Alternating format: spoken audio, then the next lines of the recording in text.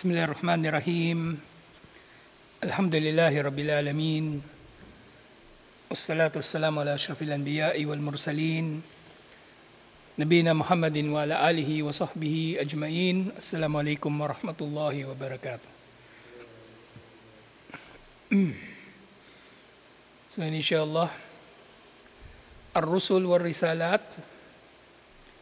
At ngayon yung tatalakayin na natin yung tinatawag na Ad-Dalalatun Nubuwah. Ang mga batayan sa pagiging propeta. Nino man. Na sino man na magpapakilalang propeta, malalaman natin kung totoo ba siyang propeta sa pamagitan ng mga katangian na ito, inshallah.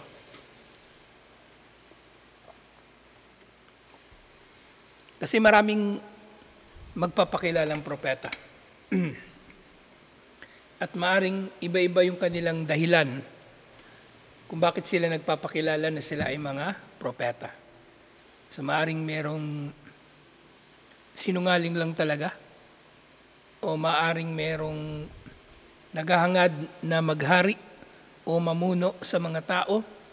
Kabilang lang yun sa mga kadahilanan kung bakit merong mga tao na nagpapakilala na sila ay propeta o sila ay kinakausap ni Allah. O nakakatanggap sila mula kay Allah ng kapahayagan. So sinasabi nga rito, Al-anbiya'ul ladina ibta'athahumullahu ila ibadihi yaquluna linnas. Ang mga propeta na isinugo ni Allah sa kanyang mga alipin ay nagsasabi sa mga tao, Nahnu mursaluna min indillah. Kami ay mga isinugo mula kay Allah, o kami ay isinugo ni Allah. Wa alaykum an tusaddikuna fima nukhbirukum bihi. Marapat sa inyo ang patotohanan kaming mga propeta, sa kung anuman ang ipinababatid namin sa inyo o ipinahayag sa inyo. Kama yajibu alaykum an tuti'una bi fi'li ma na'murukum bihi. Katulad ng kung paanong obligado na sundin ninyo kami sa pagsasabuhay sa anumang iniutos namin sa inyo. Wa tarki ma nanhakum anhu. Gayun din ay obligado na iwan ninyo ang ipinagbawal namin sa inyo. Wa qad akhbarallahu fi surati Asy-Syu'ara anna Nuhan khataba qauman kailan. At yung nga dinugtong ni Sheikh dito sa mga nauna na nabanggit, ito yung buod ng mensahe ng mga propeta. Buod ng kanilang mga sinabi. Kami ay mga sugo sa inyo, marapat kayong maniwala sa amin, marapat kayong sumunod sa iniutos namin sa inyo at iwan ninyo ang ipinagbawal namin sa inyo. At itong apat na ito, actually, ito rin yung syurut ng Muhammadur Rasulullah na nagiging tama ang paniniwala ng Muslim kay Propeta Muhammad sallallahu alaihi wasallam sa pamagitan ng mga ito. Unang-una, at tasdiku fima akhbar, ang pagpapatotoo sa ipinahayag ni Propeta Muhammad sallallahu alaihi wasallam. At sumunod dito, at-ta'atu fima amar, ang pagsunod sa anumang iniutos niya. Waz-zajru fima anhu wa nahar, at ang paglayo sa anumang ipinagbawal niya. Wa an la yu'badullahu illa bima syara', at ang hindi sambahin si Allah ni numan liban na lang sa isa na batas ni Propeta Muhammad sallallahu alaihi wasallam. So itong apat na nabanggit dito, yun din yun. At nababanggit sa Surah Asy-Syu'ara na si Nuh alaihi salam ay nagpahayag sa kanyang nasyon. Surah Asy-Syu'ara, ano bang ano ito? Chapter 26, verse 106 to 108. Sinabi ni Nuh alayhi salam, ala tattakun inni lakum rasulun amin. Hindi ba kayo matatakot kay Allah? Tunay na ako ay sugo na mapagkakatiwalaan na ipinadala sa inyo. Fattaqullaha wa atiun. Katakutan ninyo si Allah at sundin ninyo ako. Wa bihadal qawli nafsuhu khataba Rasulullah. At sa parehong pananalita ay nagpahayag si Propeta Muhammad sallallahu alaihi wasallam. Ay hindi pala Rasulullah. Wa bihadal qawli nafsuhu khataba Rasulullah. At sa pamagitan ng pananalita na ito ay nangaral ang mga sugo ni Allah. Sina Hud, Saleh, Lut, Shu'aib, lahat sila ay nagkhutbah o nagpahayag sa kanilang mga qawm. Khataba Rasulullahi Hudun wa Salihun wa Lutun wa Shu'aibun aqwamahum. Bal hiya maqalatun wa da'watun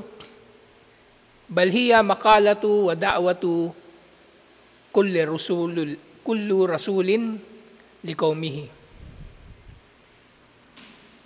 Bal huwa maqalatu wa da'watu kulli rasulin liqaumihi. Bagkus ito yung sinabi at paanyaya ng lahat ng sugo sa kanilang nasyon.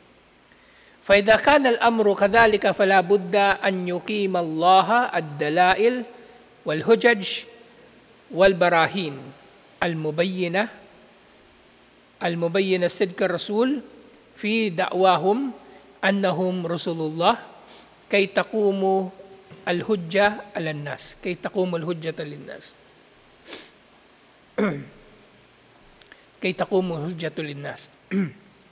Na kung ganito pala, na ang mga propeta ay ipinadala ni Allah at ang mga propeta ay marapat na sundin ang kanilang mga inutos at marapat na layuan ang kanilang mga ipinagbawal. Marapat na si Allah ay magbibigay ng mga batayan, mga patunay, ebidensya na malilinaw upang patunayan ang pagiging makatotohanan ng sugo na ito na kanyang ipinadala. Sa kanilang paanyaya na sila ay mga sugo ni Allah upang maitaguyod nila ang hudya sa mga tao, upang maitaguyod nila ang patunay sa mga tao. Wala yabka li ahadin udrun fi adami tasdikihim wa ta'atihim. At walang anumang pahintulot o palusot ang sinuman upang hindi nila patotohanan o sundin ang mga sugo kung meron naman itong mga patunay na ito, kung matatagpuan naman ang mga patunay na ito. Ibig sabihin, kung meron nagpapakilalang propeta, tapos wala naman siya nitong mga dalailun nubuwa, wala naman siyang taglay na mga katangian ng pagiging propeta, hindi natin siya kailangang sundin.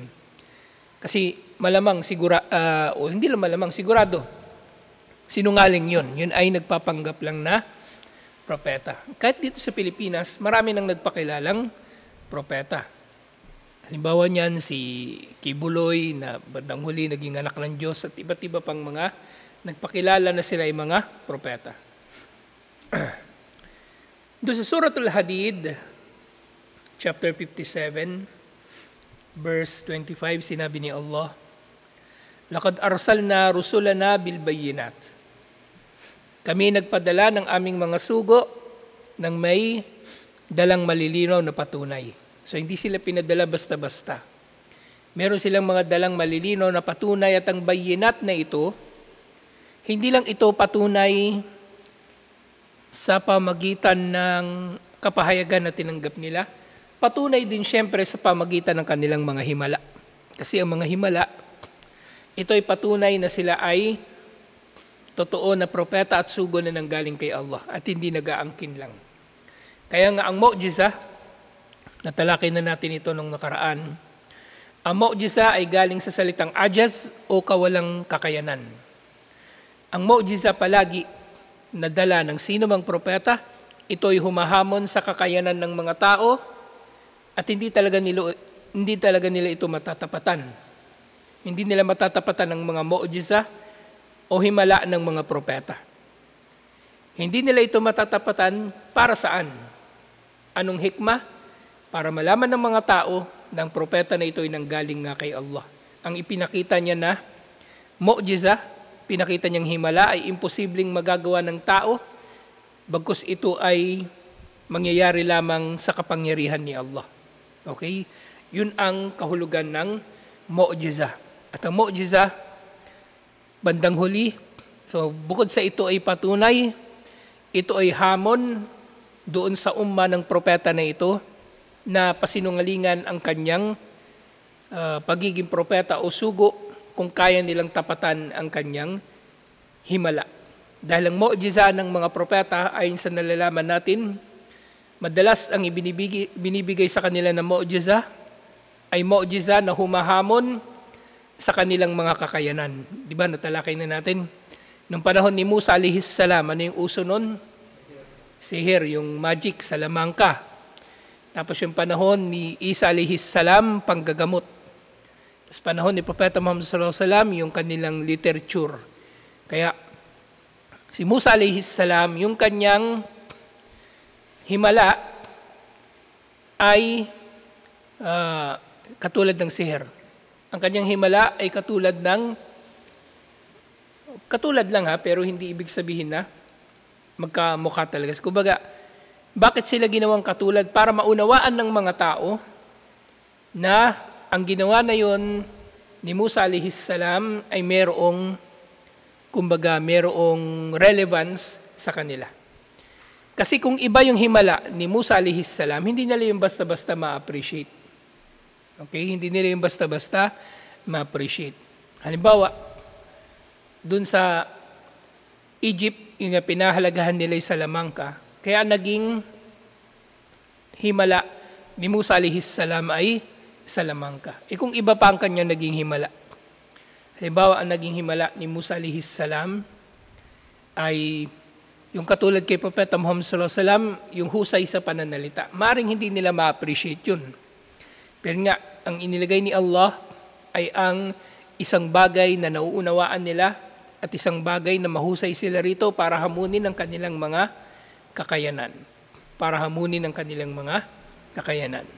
So bayinat, malilinaw na mga patunay, kasama rito yung kapahayagan, kasama rito yung mga himala, at iba pang may kinalaman sa mga katangian ng mga propeta. Lalong-lalo ng Esma.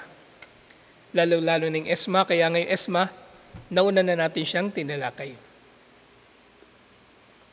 Na yung bayinat nga na ito ay biddalaili wal ayatil bayinat allati tadullu ala sidqihim. Nang lahat ng ito, lahat ng bayinat na ito, malilinaw na patunay ay pawang nagpapatibay na sila ay makatotohanan ng mga propeta. Na hindi sila nag-aangkin lang, na hindi sila mga sinungaling. Sa sumunod na binanggit, yung tanawu'ud dalail, yung iba't ibang mga uri ng batayan,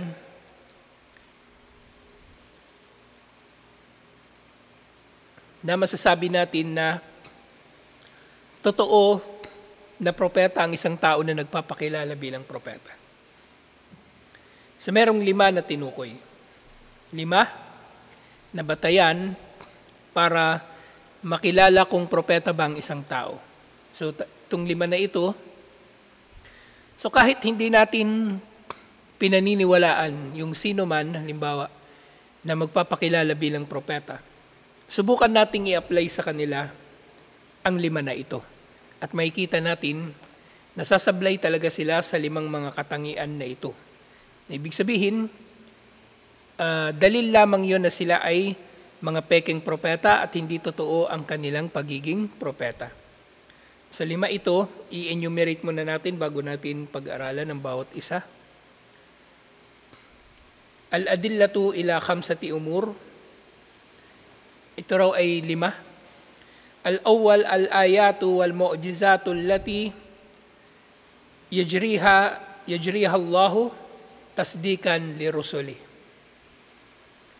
Ang mga palatandaan daw at mga himala na pinatutupad ni Allah subhanahu wa ta'ala upang patutuhanan ang kanyang mga sugo. So yun yung una, mga mu'jiza o mga patunay. Mga mu'jiza o patunay. Pangalawa, Bisharatul anbiya us-sabiqin bil anbiya'il lahikin. Sa pangalawa, ang naunang mga propeta raw ay nagbibigay ng propesiya, bishara, propesiya, tungkol sa mga darating na mga propeta sa susunod na panahon. Sa halimbawa, si Isa alayhis salam, nababanggit sa mga ipinahayag niya ang pagdating ng isang propeta na nagngangalang Ahmad. So syempre, wala na ito sa Biblia, hindi natin ito makikita. Pero naniniwala tayo dahil sinabi sa Quran na sa original na Injil ay naroon ang pagkakabanggit kay Propeta Muhammad sallallahu alaihi wasallam. Okay? So nababanggit doon si Propeta Muhammad sallallahu alaihi wasallam. Pangatlo, an-nadru fi ahwalil anbiya. Ang kalagayan daw ng mga propeta, ibig sabihin dito yung kanilang mga ugali, kanilang paraan ng pamumuhay, na ito ay puro matutuwid. Kumaga ang mga propeta at mga sugo, siyempre bahagi pa rin ito ng esma o pangalaga ni Allah subhanahu wa ta'ala sa kanila, na sila ay matutuwid sa kanilang mga pamumuhay. Na pinangalagaan sila ni Allah, na makakagawa sila ng malalaking kasalanan. Pang-apat,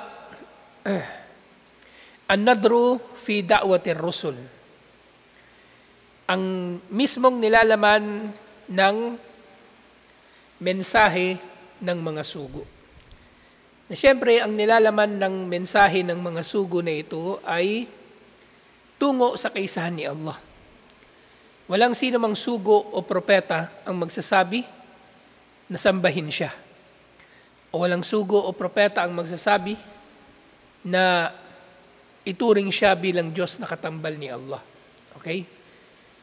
So yun ang mensahe nila, sambahin lang si Allah. At syempre, ang kanilang mensahe ay hindi naiiba sa mensahe ng naunang mga propeta. Kumbaga, kung ano yung mensahe ng mga naunang mga propeta, pareho lang nung mensahe nila, hindi nagbabago. Tauhid. Okay? Tauhid ang kanilang mensahe mula sa kauna-unahan hanggang kahuli-hulihan. Kaya kapag meron tao, magpapakilala ng propeta, tapos iba yung kanyang pinangangaral, peking propeta yon. Peking propeta yon. Panlima, nasrullahi wa ta'biduhu lahum. Ay, hindi ba ta'bid? Ta'yid. Nasrullahi wa ta'yiduhu lahum. Ang pagpapatagumpay ni Allah sa kanyang mga sugo at mga propeta at pagtulong niya sa kanila. Sa mga sugo at mga propeta, may kita natin na kamangha-mangha ang kanilang mga napagtagumpayan na mga pagsubok. Nang mga ito ay hindi nila matutupad liban na lang sa tulong ni Allah. Siyempre. Kasi nga sila ay mga propeta. At si Allah ay nagtakda na talaga sa kanila na sila ay magtatagumpay. Si Allah ay nagtakda na sa kanila na sila ay magtatagumpay. Pero siyempre, nauunawaan natin ang bagay na ito katulad ng kung paano natin nauunawaan ng qadar, ang mga propeta. Pinangakuan sila ni Allah ng tagumpay. Pero siyempre, nalaman na ni Allah kung sino sa mga tao ang karapat-dapat na maging propeta. Okay? Bago pa niya likhain ang mga tao, nalaman na ni Allah na si Propeta Muhammad sallallahu alaihi wasallam ay karapat-dapat na maging propeta. At hindi tayo. Okay? Nakita na ni Allah ang mga gagawin ni Propeta Muhammad sallallahu alaihi wasallam. Nakita na ni Allah ang kanyang mga magiging katangian. Kaya siya hinirang bilang propeta. Sa nababanggit ko ito kasi para mawawala sa isip ng tao, isipin niya unfair kasi yung propeta pinangakuan na ng tagumpay. Ibig sabihin, kahit anong gawin niya, magtatagumpay siya. Hindi. Lahat ng bagay na yun ay nangyari na sa kaalaman ni Allah. Kung sino ang karapat-dapat na maging propeta. Kaya, ang mga hinirang niya, hinirang ni Allah yon ayon sa kanyang kaalaman. Okay? Hindi yon basta-basta lang random. O ikaw, propeta, ikaw, ganyan, ganyan. Hindi pwede. Yun ay umiral dahil sa kaalaman ni Allah. Sa 5 ito na dalail o batayan ng pagkapropeta, tatalakayin pa natin ang mga ito isa-isa, inshallah. Sa 5 ito, ang mga aya at mga mu'jiza, mga aya, kasama na rin mga kapahayagan, mga himala. Pangalawa, propesiya ng mga naunang mga propeta sa nababanggit ang pagdating nila sa mga propesiya ng naunang mga propeta. Pangatlo, ang matuwid na pamumuhay ng mga propeta. Pang-apat, ang kanilang pag-aanyaya na ito ay pag-aanyaya lamang tungo kay Allah. At panlima, ang pagdating ng tulong ni Allah sa kanila na napagtatagumpayan nila ang lahat ng uri ng mga pagsubok. Alhamdulillah. So inshallah, itutuloy natin ito yung 5. Tatalakayin natin ng isa-isa. Next week inshallah. Parang tatrangkasuhin ako eh. Itutuloy natin ito inshallah. Next week, isa-isay natin yung 5. Inshallah. Marami namang nabigay dito na sample. So hanggang dito na lang. Assalamualaikum warahmatullahi wabarakatuh.